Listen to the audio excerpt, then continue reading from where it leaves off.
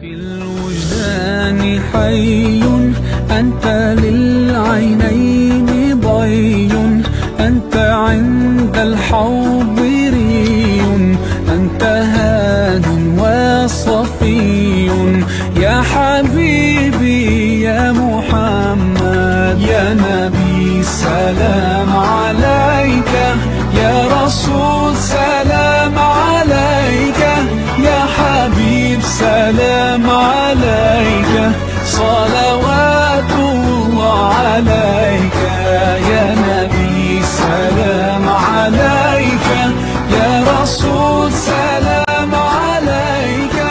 يا حبيب سلام عليك صلوات. Abay Ndoy a ngi toog naka suba si baal ma aaxa déwénati.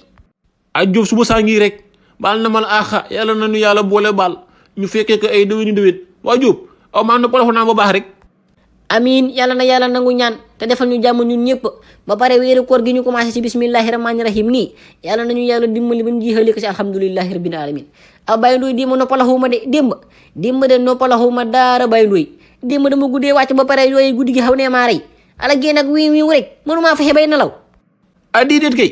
kon Jóob aw big na la wulaa de waa Jóob aw yëg naa ne njaga jóge na Gàmbi bëggoon na ma la kaa wax démb waaye dafa guddee wàcce. a njaga Abay Ndoy amanam njaga laa la wax. ay Jóob njaga mel na la ma laa wax. Abay Ndoy maa nga liggéey xam naa tey moom damaa teel a wàcce naan ndogu man maa fekk si kër gi. ah déedéet kay waaye Jóob mii xanaa dina ma def mira njaga ba tey Jóob daal moom mën naa wax ne ab histoire am du jeex mukk xanaa ba xuloo mee weeru koor jot usañe juboo waaye baax na ba ngoonee ji ma waxtaanaa moom. Ali yow dégg naa chef de quartier yow la nommé porte parole. Yes c'est vrai dëgg la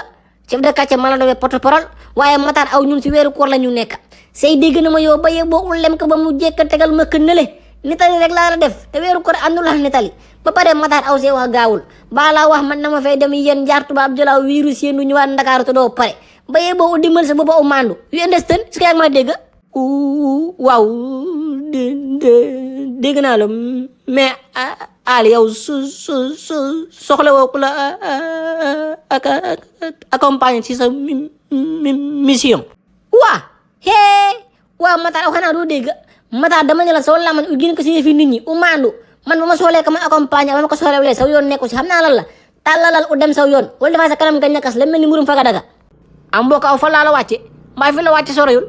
non père sorewul si grand mosquée bi lay wàcce dafa am ay dons yu ma war a yóbbu foofu ay dons kon mbokk aw daxala dox ci social waaw père mais du man kese nag benn association lañ chaque mois de Ramadan dañuy joxe ay dons si mosquée yi ak ci daara yi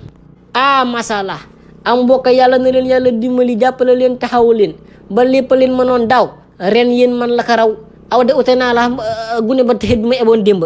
amin père yàlla na yàlla nangu ñaan yow rek ku baax nga yàlla na la yàlla fay soxal mais père fii mooy loolu de fii de yéen a booy seen mentalité moom doo sax comprendre am mbokk ak dëgg laa wax de yéen a gune yi góor yi kay moom ñii mentalité baaxul gune bu góor bi woon dee moom xam na ma ne mentalité hospitalisé la yor am xelam baaxul de ko père gis nga de moo ngi noonu ñun daal suñu génération bu bees bii doo sax comprendre mais père passe bi ñaata la a passe moo ko aw doo passe baal na mën a passe bi def na ma kon participation si association bi baaw d'abord dama laa informé chef de quartier man la nommé porte parole pour ma la sensibiliser waa koñ bi homme de parole Ali yaa nekk homme de parole bi tëdd ba aw tamit nag bal ma saboté waxuma la homme de parole de porte parole la ma la wax homme de parole yi kay égal porte de parole amul différence de